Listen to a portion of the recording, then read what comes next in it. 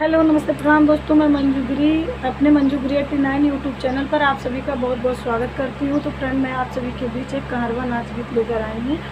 गीत बहुत प्यारा है, जैसा लगे कमेंट में ज़रूर बताना, अपनी राय ज़रूर दर्शाना कि हमारा गीत आप सभी को कैसा लगा। केलवा फरेल लंबी डार ये गहन में, केलवा फरेल लंबी डार ये गहन में, लंबी डार ये गहन, लंबी डार ये गहन में, केलवा फरेल लंबी डार ये गहन में, केलवा फरेल लंबी डार ये गहन में।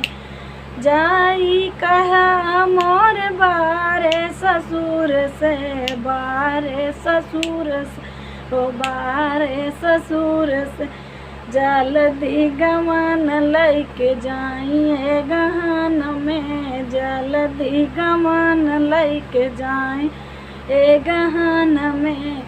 आ बना रहा बये को छाड़ नाई हर में, या बना रहा ये को छाड़ नाई हर में, छाड़ नाई हर में, हो छाड़ नाई हर में, या बना रहा बये को छाड़ नाई हर में। केलवा फरेल लंबी डार गहन में, केलवा फरेल लंबी डार ये गहन में।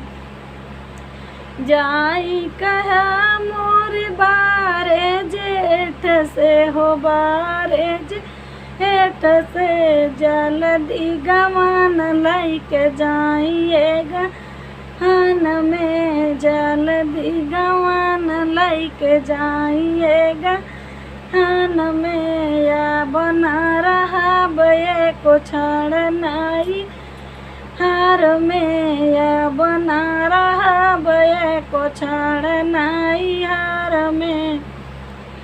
केलवा फरेल लंबी डार ये गहन में, केलवा फरेल लंबी डार ये गहन में। जाई कहा मोर बारे देवर से, हो बारे देवर से, जल्दी गवन लैके जाइए गहन में, जल्दी गवन लैके जाइए गहन में। आ बना रहा बये को छाड़ नाई हर में, आ बना रहा बये को छाड़ नाई हर में। केलवा फरेल लंबी डार ये गहन में, केलवा फरेल लंबी डार ये गहन में।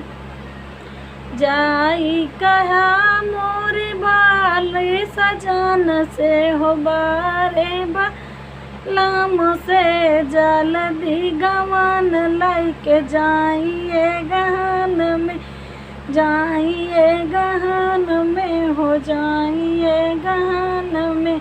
अब नाही रहबे को छाड़ नाई हर में, अब नाही रहबे को छाड़ नाई हर में।